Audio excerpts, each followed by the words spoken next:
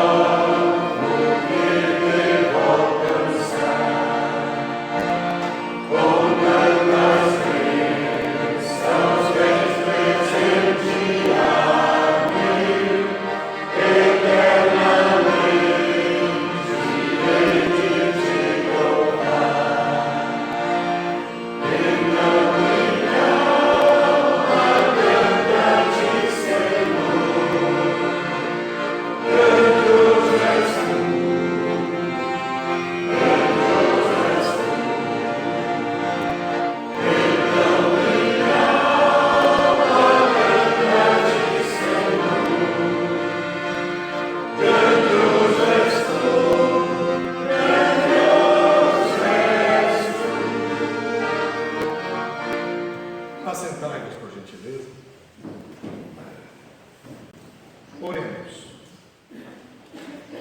Nosso Deus e nosso Pai, nós agradecemos imensamente o privilégio que nos concedes de cultuar o Senhor. Separamos, ó Deus, este momento e sabemos da importância de estarmos reunidos aqui em comunhão uns com os outros para esta celebração de amor. O culto, ó Deus divino, onde o Senhor se faz presente e nos assistes aqui. Nós estamos aqui, ó Deus, por obediência à Tua palavra, pois é o Senhor que nos traz para esta santa convocação. Ela é proveniente dos Teus lábios e do Teu coração. Ensina-nos, ó Deus, a valorizarmos cada instante dos momentos aqui reunidos. É uma dádiva das Tuas mãos.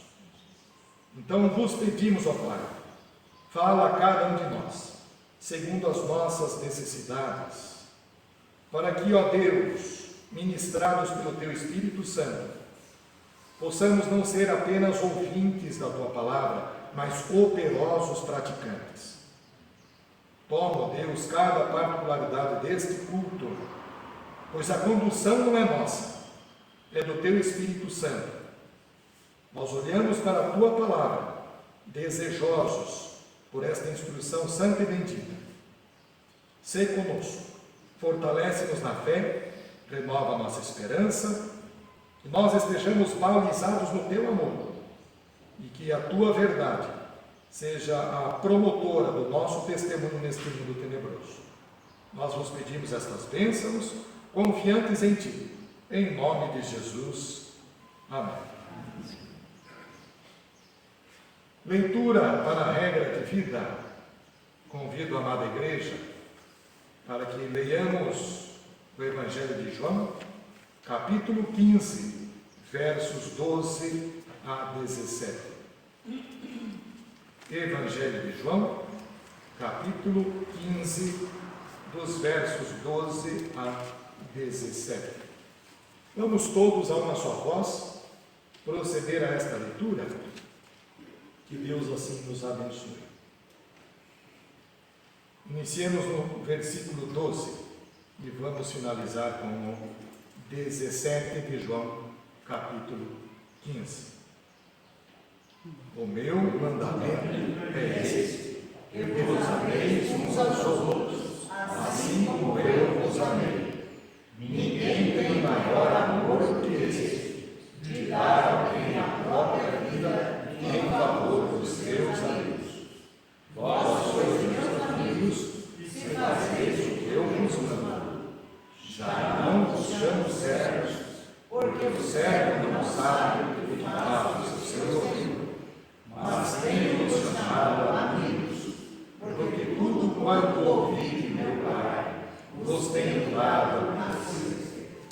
Não fostes vós que escolhestes a mim, pelo contrário, eu vos escolhi a vós outros e vos designei para que vades e deis fruto, e o vosso fruto permaneça, a fim de que tudo quanto pedides ao Pai, em meu nome, Ele vos conceda. Isto vos mando, que vos ameis uns aos outros. Quero convidá-los para uma oração particular, silenciosa, pedindo assim a Deus que aplique este ensino, a sua lei, na nossa vida. Oremos.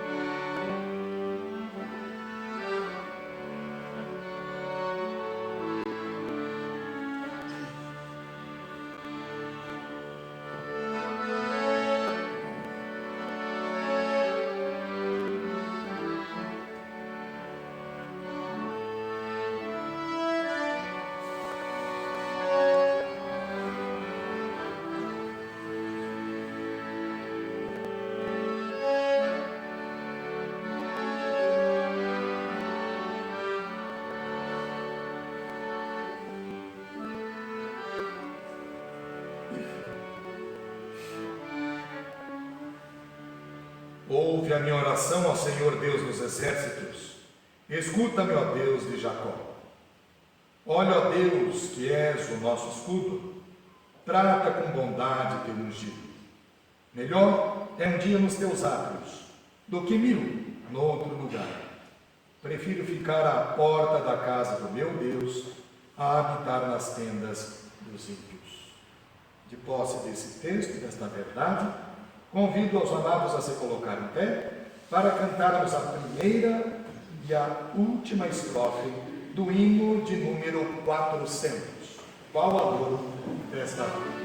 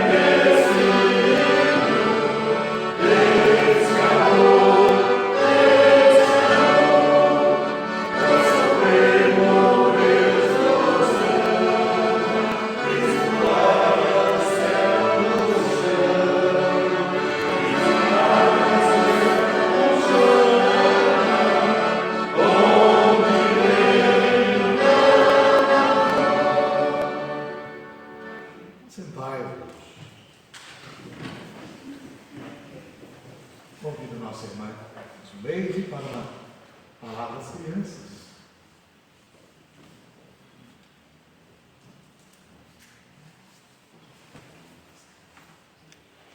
Bom dia, crianças. Vamos. Nossa.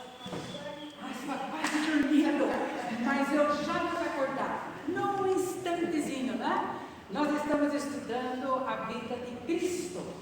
Todos os domingos estamos falando alguma coisa sobre isso. Mas sabe, crianças, eu queria falar uma coisinha para vocês. Eu vou contar mais ou menos o que aconteceu com um pai. O que ele fez? O filho dele. Ele tinha um filho, assim como vocês, foi crescendo, foi aprendendo as histórias do Senhor Jesus, né? Mas chegou um momento na vida dele, ele se tornou adulto, e ele começou a correr atrás das coisas dele, não tinha mais tempo para as coisas de Deus. Ele acabou casando, teve filhos, mas ele não tinha mais tempo para nada. Era uma correria só. Ele só queria saber de trabalhar, ganhar mais dinheiro, trabalhar mais. Ele não tinha nem tempo para os filhos. Quando ele chegava em casa, os filhos queriam conversar. Ele, não tenho tempo. Eu não tenho tempo. Eu tenho que trabalhar. Eu tenho que sustentar vocês. Eu não sei se é só a história daquele papai. Pode ser que tenha histórias parecidas aqui também. Mas um dia, então, o pai desse senhor pensou assim: eu preciso conversar com meu filho. Onde se viu?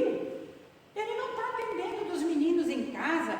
E ele corre para cá e corre para lá. E ele só quer saber de ganhar. Não presta atenção no próximo. Nós ouvimos a leitura bíblica, né? Amar o próximo, amar a Deus, olhar para os lados e ver as pessoas que estão ao nosso redor. E esse amar o próximo começa dentro da nossa casa, com os nossos filhos, com o marido, com a esposa. É ali que começa. Amar o próximo aqui na igreja é muito fácil, com um cafezinho melhor ainda, é mais fácil ainda, né?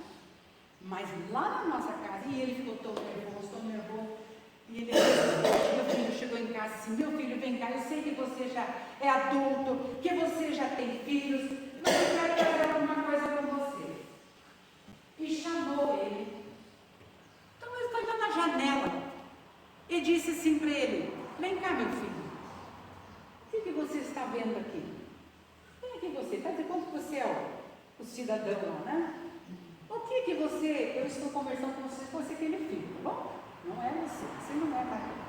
tá? Olha, meu filho, olha por esse vidro. O que você consegue enxergar? Pode dizer, o que você está vendo? As pessoas, o que mais? O que mais você consegue ver? Através do vidro.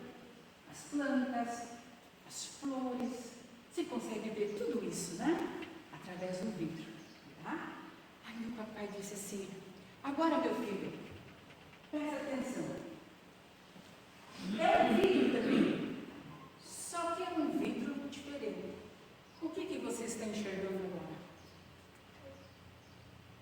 Você está enxergando a si mesmo. Muito bem, sentar. E ele então explicou. O vidro, os dois é vidro. Vidro e vidro. Só que esse vidro foi colocado uma camada de um pó prateado. E assim é feito o vidro. O espelho. Então o espelho também é um vidro.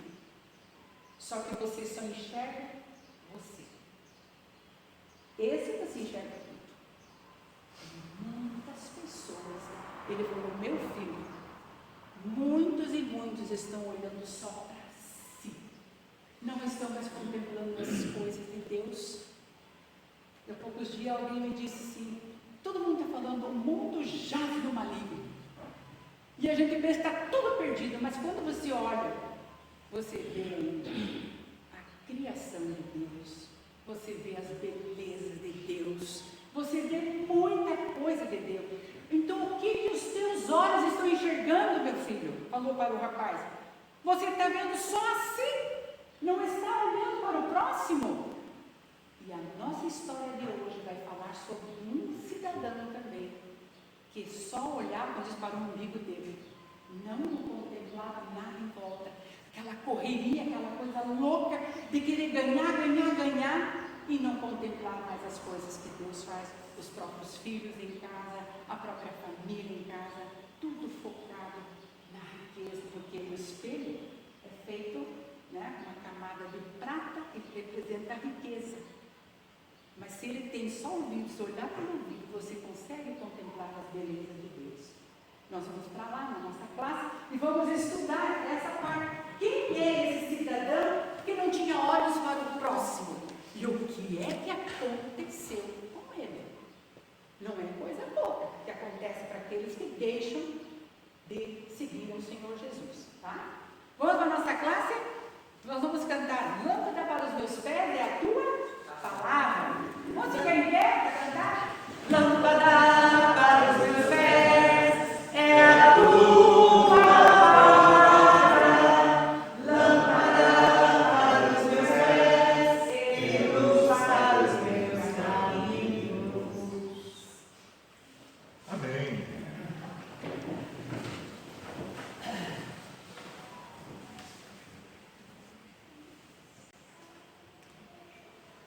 Vamos meditar na palavra de Deus. Texto que eu quero compartilhar nessa manhã com você, irmão e irmã, encontra-se em 1 João capítulo 5, dos versos 1 a 5. Farei a leitura, você pode me acompanhar.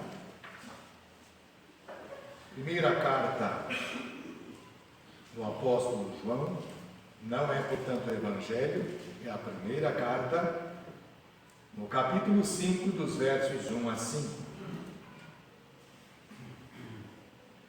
Está escrito: todo aquele que crê que Jesus é o Cristo é nascido de Deus, e todo aquele que ama ao que o gerou, também ama ao que dele é nascido.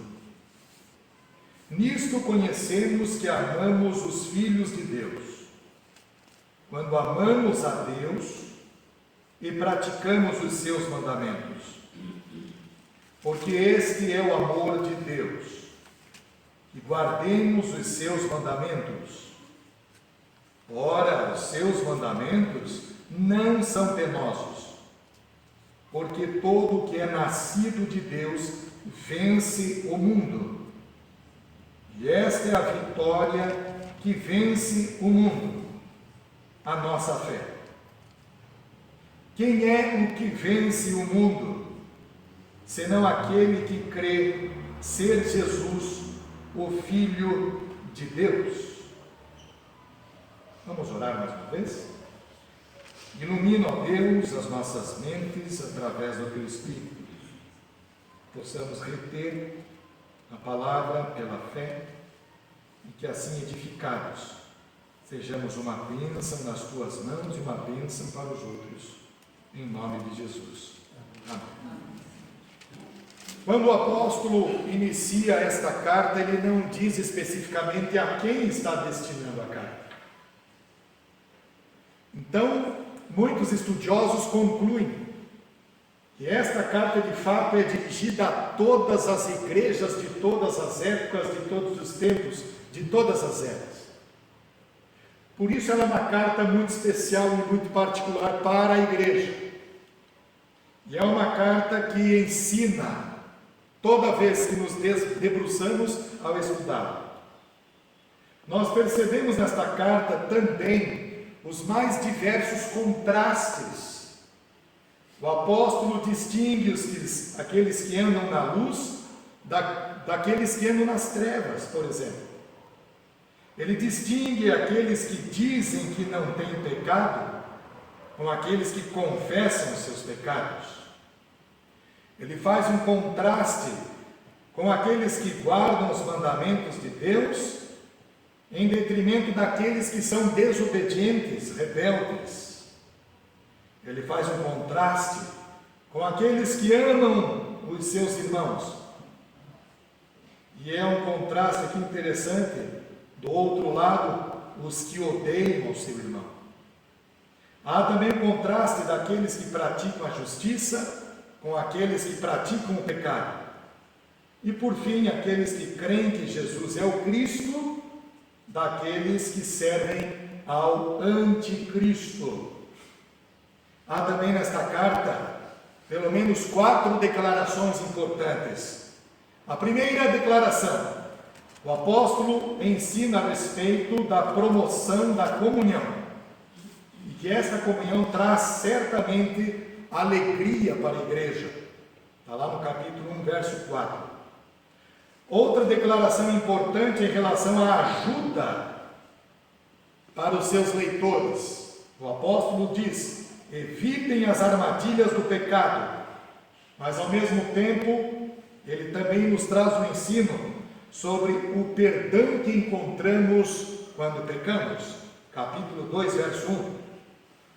Vemos outra declaração a respeito de quão protegidos são os cristãos, especialmente dos falsos mestres, porque há uma palavra consistente e verdadeira, a palavra revelada. Capítulo 2, verso 26. E por fim, a quarta declaração: para que tivessem certeza da vida eterna. Este é o propósito desta carta também. Capítulo 5, verso 13. Há no texto que nós lemos agora no início, uma frase muito interessante: todo aquele que crê que Jesus é o Cristo, já no verso 1, você observa, é nascido de Deus. Temos várias deste ensino na carta que o apóstolo dirigiu às igrejas. Todo aquele que é nascido de Deus odeia o pecado. Todo aquele que é nascido de Deus ama o seu irmão. Todo aquele que é nascido de Deus confessa que Jesus é o Cristo. Todo aquele que é nascido de Deus, e assim por diante. E eu quero aplicar esta frase, nascido de Deus, para nós no contexto de igreja. A igreja nascida de Deus. E pensar com vocês algumas questões relacionadas a este tema. Nascida de Deus. A igreja que é nascida de Deus, ela ama o Filho. No versículo 1 desse capítulo 5 acabamos de observar. Todo aquele que crê que Jesus é o Cristo é nascido de Deus. Nós temos aqui um ensino muito importante. Falamos muito sobre confessar. a Cristo Jesus. Mas vamos tentar ilustrar como que isso acontece na prática. Na prática nada mais é do que você fazer uma declaração de amor a Jesus. Quando nós desejamos manifestar ou declarar o nosso amor pela pessoa que nós temos convivência, por exemplo, o nosso cônjuge, os nossos filhos, os irmãos da igreja, nós não fazemos apenas em palavras, mas nós fazemos em ações. Toda declaração de amor não se constitui apenas de palavras, mas também de fato e de verdade. E quando o apóstolo nos traz este ensino sobre amar a Jesus como o Cristo de Deus, ele requer que nós tomemos providências no sentido de sairmos da nossa zona de conforto para encontrarmos conforto em Cristo. Vivenciarmos esta unidade com Cristo, por Cristo e para a glória de Cristo. Jesus Cristo é real, Ele vive, Ele reina. E declarar o nosso amor por Jesus significa admiti-lo como nosso Senhor, como nosso Salvador, aquele que entregou a sua vida por nós, que cumpriu cabalmente a missão que o Pai lhe designou. Por isso, é bem claro aquilo que o apóstolo está dizendo: todo aquele que crê que Jesus é o Cristo é nascido de Deus. Então veja como é importante este ensino. Ressuscitou para garantir a vida eterna. Muitos estão informados sobre Jesus, muitas informações sobre Jesus. Eu sei que Ele é o Filho de Deus, eu sei que Ele é o ungido do Senhor, eu sei que Ele é o Cristo, mas ninguém vive a herança que Deus preparou para nós com informações sobre Jesus. É preciso caminhar com Jesus e declarar na nossa caminhada o quanto amamos ao Senhor Jesus. Porque só informações a respeito de Jesus não é suficiente. Só esta crença por uma mera concepção da mente, um assentimento intelectual, não resolve o problema da nossa natureza. Veja, por exemplo, Tiago 2,19. Até os demônios creem que Jesus é o Cristo e estremecem. Eles são incapazes de declarar o amor por Jesus. Mas nós fomos afetados por esta graça maravilhosa que nos leva a declarar o nosso amor pelo Cristo redivivo, Jesus Cristo, nosso amado Senhor e Salvador. Mas o texto também nos ensina que esta declaração volta-se não apenas para o Filho, mas também para o Pai. Admitir o nosso amor pelo Rei Criador, por aquele que é o sustentador do universo, por aquele que é o doador da vida, aquele com poder supremo, com poder eterno, declarar o nosso amor por Ele. Isso é de uma segurança que nos traz a certeza de que estamos firmados neste Deus cheio de amor, rico em perdoar, justo, perfeito, íntegro, santo, sábio. Como este Pai é maravilhoso, porque estabeleceu na eternidade o plano para a nossa redenção. Amar ao Filho, ao mesmo tempo, é declarar o nosso amor pelo Papai do céu também. Como é bom orarmos ao Pai Celestial nos nossos momentos de angústia, de tribulações, nos nossos momentos em que a vaidade, o orgulho parecem dominar o nosso coração, e então nós podemos nesta hora nos voltar em oração ao Pai que tanto amamos e dizer: Senhor, socorre o teu filho, socorre a tua filha, porque eu sei que antes de eu te amar, o Senhor me amou primeiro, antes da fundação do mundo. Que segurança declarar o nosso amor pelo Filho e também pelo Pai. Mas o texto ele vai nos levando para níveis mais profundos do conhecimento. Vejam o próprio apóstolo João. Você vai olhar e observar a carta que ele escreve, e ele vai dizer o seguinte: é importante amar o Filho, É importante amar o Pai, mas é importante amar o nosso irmão, porque não há sentido nenhum em dizer que você ama a Deus, que você ama o Filho de Deus, mas odeia o seu irmão. Ele usa uma palavra pesada, constrangedora, que nós não gostamos muitas vezes de nos deparar com essa realidade que pode acontecer conosco. Se nós dizemos que amamos a Deus e amamos ao Filho precioso, mas não amamos o nosso irmão, esta declaração de amor é uma declaração mutilada. Não cumpre definitivamente com o seu propósito. Não cumpre com o que Deus verdadeiramente preparou para mim e para você. Devemos, portanto, amar o nosso irmão, para que sejamos verdadeiramente conhecida como uma igreja nascida de Deus. Isso é maravilhoso. E é interessante como amar aqueles que estão ou são pessoas poderosas, e eu me refiro à pessoa do Deus Pai, do Deus Filho e do Deus Espírito Santo, é tranquilo para nós. Ele é o Deus que criou os céus e a terra, é o Deus que se entregou por nós na cruz, é o Deus que habita em nós.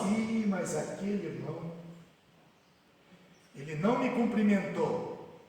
Eu estava no mercado fazendo compras, passou por mim e nem me disse oi. Isso me magoou.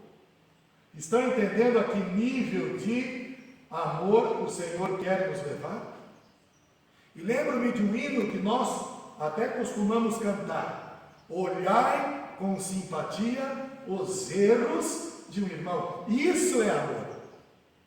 Amar o que nos é perfeito, bênção de Deus.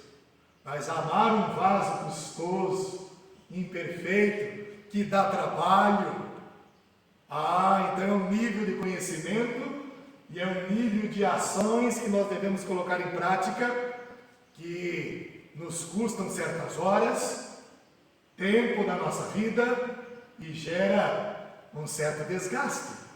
E é para este nível de amor que o apóstolo também nos convida. Devemos declarar o nosso amor pelo povo eleito, pelos redimidos pelo sangue de Cristo. E estes nem sempre são perfeitos. Na verdade, só ganhamos a perfeição em Jesus. Mas ainda não chegamos lá. E enquanto Cristo não nos leva para habitarmos a riqueza da vida eterna, nós estamos aqui para compartilhar não apenas das bem-aventuranças, mas sermos instados, admoestados e encorajados pela palavra de Deus a amar o nosso semelhante, o nosso irmão, a nossa irmã, com o amor de Cristo. E nem sempre é fácil. Vamos em frente. Este é uma das questões importantes de uma igreja que é nascida de Deus: amar o Filho, amar o Pai e amar ao povo do Senhor. O texto também nos diz que uma das maneiras de declarar o nosso amor pelo Pai, pelo Filho e também pelos nossos irmãos em Cristo é quando nós obedecemos os mandamentos do Senhor. Muitos têm facilidade de dizer: eu amo a Deus, amo ao Cristo maravilhoso, eu amo a todos vocês, meus irmãos, mas não colocam em prática os mandamentos do Senhor. Porque o fundamento destes mandamentos preciosos é, de fato, o amor que Deus tem por nós. Toda esta aliança estruturada nesses preceitos preciosos que Deus tem para a nossa vida está balizado no amor, neste exercício, que nem sempre é fácil, quando nós nos relacionamos ou nas nossas relações interpessoais. Há muitos que preferem se voltar apenas para Deus ou ficar em casa, cultuam o Senhor em casa, ligam aqui o YouTube, a internet, as redes sociais, tem muitos pastores pregando a palavra. Eu não preciso estar nesta convivência cristã, porque eu não me identifico muito com aqueles irmãos. Vejamos, amados, Quão distante está uma pessoa dessa dos mandamentos do Senhor? O Senhor nos ordena prestarmos culto a Ele, juntamente com os irmãos. Nós podemos pela internet assistir os cultos. Somos instruídos, sim. Há muito conhecimento, mas nós não podemos deixar de lado uma regra, um padrão, para julgarmos todas as palavras. Sejam daqueles que falam pela internet, quanto desses que vos falam aqui, eu, por exemplo, nesta manhã. E a regra é a palavra de Deus. São os mandamentos do Senhor.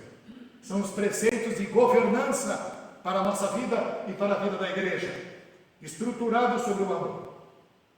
E esses que estão assistindo os cultos, não celebrando juntamente em comunhão, estes estão acabando por viverem para si mesmos, pensando que, retendo este conhecimento, estão cumprindo com a lei do Senhor, com os mandamentos de Deus.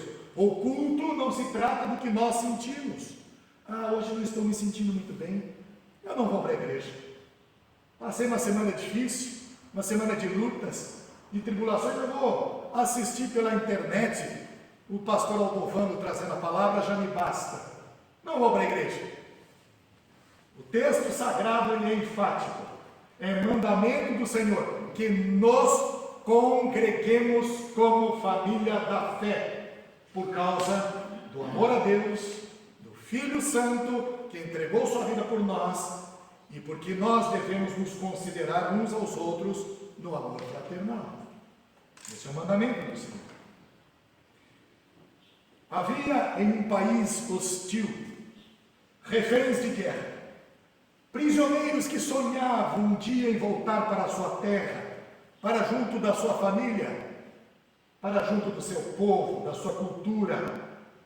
E a chance lhes apareceu quando aliados, num plano perigoso, apareceram. Estavam infiltrados sorrateiramente no campo do inimigo para libertá-los. A liberdade, portanto, dependia de algumas regras. Os aliados chegaram e disseram àqueles prisioneiros que ali estavam: para que vocês conquistem a liberdade plena, prestem bastante atenção no que eu vou lhes falar. Você precisa, à medida que saírem da cela, passem por aquele cercado que está cortado, se infiltrem por ali, corram lá para aquela mata que está à direita. Sigam por uma trilha que está sinalizada por algumas cordas nas árvores. E vão pelo menos por 2 quilômetros adentro. Quando vocês terminarem de percorrer o caminho, vão se deparar com um rio. Há um barco esperando vocês lá. A pessoa já está lhes aguardando. Desçam pelo rio 5 quilômetros. Vão encontrar uma bifurcação. Vão lá para o lado esquerdo. Não vão para a direita, vão para a esquerda. E chegando lá no final, vocês vão ter a base onde as pessoas vão recebê-los, já com total segurança. Todos concordaram em seguir aquelas regras, exceto um. Eles disseram: isso não vai dar certo. Os inimigos são implacáveis, os inimigos são terríveis, é preferível ficar aqui, porque se a gente sair daqui, todos nós morreremos. Somente ele ficou. Todos foram salvos, porque seguiram as regras, com dificuldade, com luta, com tribulação, mas chegaram no porto seguro. As regras, os mandamentos de Deus, não são para nossa destruição, não são para nos desanimar. As regras que o Senhor nos dá é para a preservação da nossa vida. Bendito seja o nome do Senhor. Elas nos preservam. E por que nós estamos vivendo tempos tão difíceis? Porque se retirou das repartições públicas das escolas, dos hospitais e de tantas outras instituições, da própria convivência da igreja, a única e infalível regra de fé e prática, a palavra de Deus. O mundo está deturpado do jeito que está, chegou onde chegou, porque não tem observado as regras do Senhor, que promovem vida, pois foram construídas na tinta mais sagrada que existe, que é o sangue de Cristo, é o amor santo e verdadeiro. O mundo está sendo destruído porque não admitem que esta regra é capaz de trazer vida, paz, alegria verdadeira. Nós não fomos chamados, e repetimos e frisamos, não fomos chamados para amar apenas por palavras, mas em ação e em verdade. Capítulo 3, verso 18 desta carta. E por que as regras são importantes?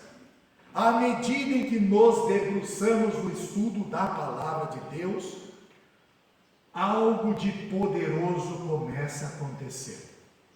Algo de extraordinário começa a surgir na minha vida, na sua vida. Quanto mais nos debruçamos e estudamos, não com um coração fanático, pelo contrário, com uma mente submissa ao domínio do Espírito Santo. Por isso, todo estudo da palavra deve começar com oração por iluminação. Na liturgia reformada, você observa lá, oração por iluminação do Espírito Santo. Para que não tenhamos uma mente fanática, ou para que não sejamos desleixados com o estudo da palavra, mas conduzidos pelo Espírito Santo, Ele vai certamente iluminar o nosso coração e a nossa mente. E então, algo de extraordinário, poderoso, maravilhoso começa a acontecer quando eu e você estudamos a palavra, iluminados pelo Espírito Santo. E o texto aqui é claro: haverá o despertamento da fé.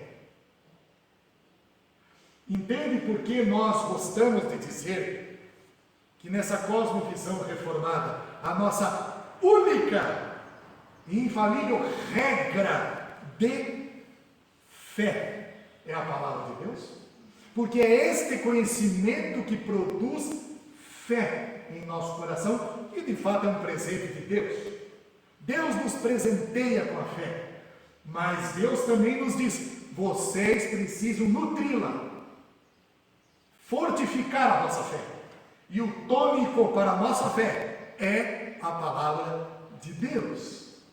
E esta fé se tornará frutífera, vigorosa, poderosa, através do conhecimento das Sagradas Escrituras. Não tem como fortalecer a sua fé sem que você se debruce, sem que você estude, sem que você medite a palavra de Deus todos os dias. Estudar a palavra de Deus não pode ser prática de uma vez na semana. Não vou no domingo, o pastor vai pregar, já é o suficiente para mim. Ledo engano. Nós precisamos diariamente receber dessas instruções. Não é assim que acontece conosco? Em relação ao sustento dos nossos corpos, do nosso físico, nós precisamos do alimento todos os dias. Precisamos da água todos os dias. Precisamos tomar banho todos os dias. A palavra de Deus precisa também nos lavar todos os dias, para que sejamos vigorosos e saudáveis na fé. Não se iluda de vir para a igreja apenas no domingo e pensar que tudo está resolvido para você, porque não está. Porque é um mandamento de Deus que fortaleçamos a nossa fé pelo estudo sistemático da sua palavra. Ela traz saúde para os nossos ossos, alegria para o nosso coração. Esta é a palavra que nos traz a vitória. E qual é a vitória que vence o mundo, se não a fé? Está claro para você, irmão e irmã, o quanto a palavra é necessária para a nossa vida? Ela desperta a fé. Muitos estão desanimados, enfraquecidos espiritualmente, mas eu vou na igreja todo domingo, eu estou ouvindo a palavra todo domingo, pensando que só o domingo é suficiente. Não é, meu irmão, não é, meu irmão. Mas eu estou ouvindo as palavras todos os dias ali, o pastor pregando e falando. Não é a mesma coisa que você dizer: Espírito Santo, ilumina meu coração. Eu quero estudar a palavra. Eu vou meditar todos os dias. E aqui não dá tempo de falar sobre isso. Este é o sacerdócio universal de todos os cristãos. Cuidado, muitas vezes você se torna refém destes pregadores que estão por aí, desses que mais falam do evangelho do que do evangelho puro e simples de Jesus. Estude você a palavra, estude você as Sagradas Escrituras, desenvolva uma fé poderosa para vencer os dilemas, as tribulações deste mundo que quer te tragar. Porque a proposta do mundo, aqui na teologia do apóstolo João, a proposta deste mundo é separar a igreja do Cristo da igreja. Essa é a proposta do mundo. É separar. E ele faz isso de duas formas: causando perseguição. Nós temos os países onde a perseguição é violenta, mas nós temos também uma outra estratégia sorrateira do mundo que está entre nós. Pode deixar o Cristo aí, louvem ao Cristo, mas começam a colocar outros elementos. Pode ser você mesmo. Só Cristo não basta, só Cristo não é suficiente, só Cristo não resolve o problema. É preciso que você também se coloque como praticamente a quarta pessoa da Trindade, para que as coisas funcionem na sua vida. Essa é uma estratégia do inimigo para diminuir a pessoa de Cristo ao nosso status quo. Que tragédia! Que tragédia! E outros elementos são agregados para destruir a nossa fé. Outras formas de culto, ou outras formas de entretenimento. Não temos as igrejas, melhor dizendo, né? Igrejas do entretenimento. Aquelas igrejas com as luzes multicoloridas, com pinturas todas diferentes, com pisca-pisca de tudo que é jeito. E aí o púlpito mais parece um picadeiro do que verdadeiramente uma tribuna de onde se prega a palavra de Deus, amados irmãos. A que ponto chegamos? Isso é estratégia do inimigo para separar a igreja do Cristo da igreja. Entretenimento, igreja de eventos. Aquela igreja é movida por eventos. Se não tem eventos, não tem igreja. São artimanhas do inimigo. Mas esta fé vitoriosa, ela é construída sobre os mandamentos do Senhor. Eu estou entregando para vocês nesta manhã, em nome de Jesus, um sermão incompleto. Incompleto. Cabe a você, diante do Espírito Santo, completar esta palavra na sua vida, colocando-a em prática. Todos os dias. Eis diante dos vossos olhos, dos vossos ouvidos e corações, uma palavra incompleta. Peça a ajuda do Espírito Santo. E esse sermão se tornará relevante, transformador, não motivador, não é evangelho motivacional, mas o evangelho que transforma, para que você seja uma bênção onde quer que você se encontre. Deus te abençoe, te cubra de bênçãos, mas também te dê poder. Quando o inimigo se levantar, que a sua fé seja vigorosa pelo estudo da palavra de Deus e amor em tudo, para a glória do nosso Deus. Amém? Vamos louvar o Senhor cantando em espírito, em verdade, adoramos ao Senhor. Coloquemos em pé.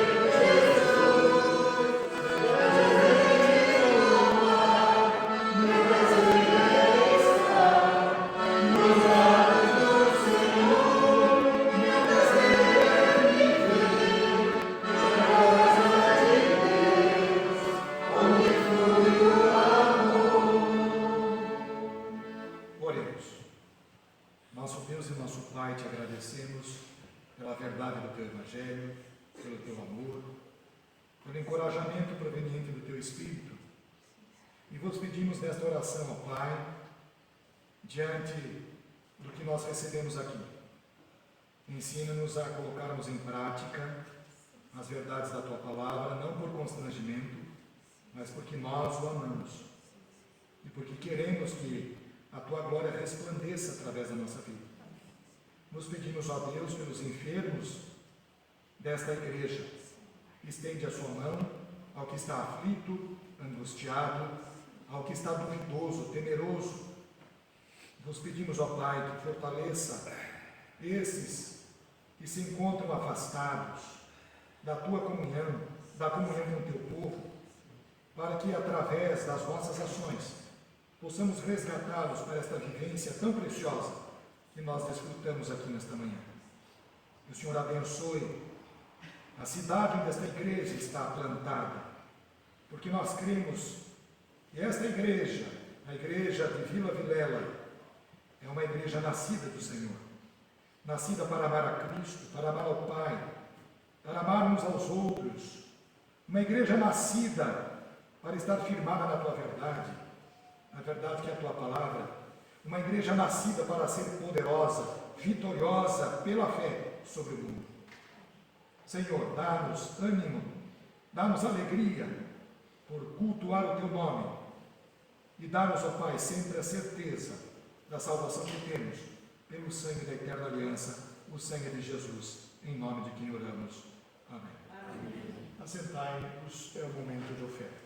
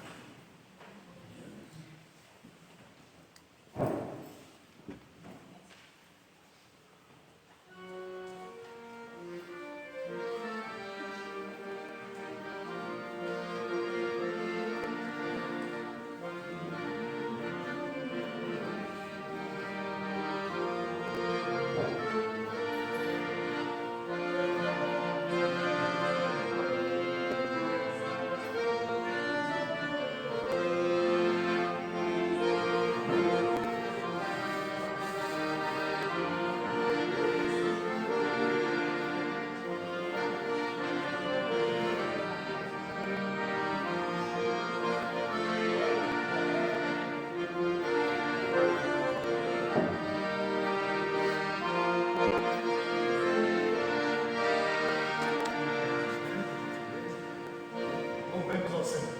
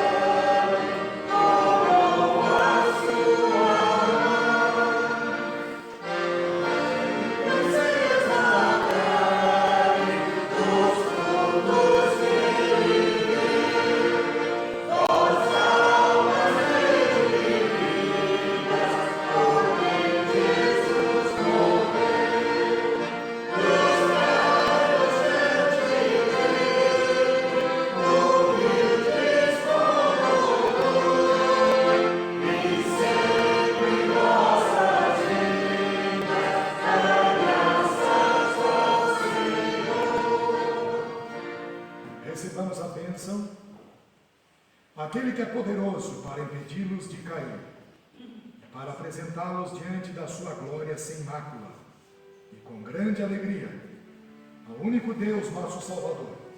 Sejam glória, majestade, poder e autoridade, mediante Jesus Cristo, nosso Senhor, antes de todos os tempos, agora e para todo sempre. Amém.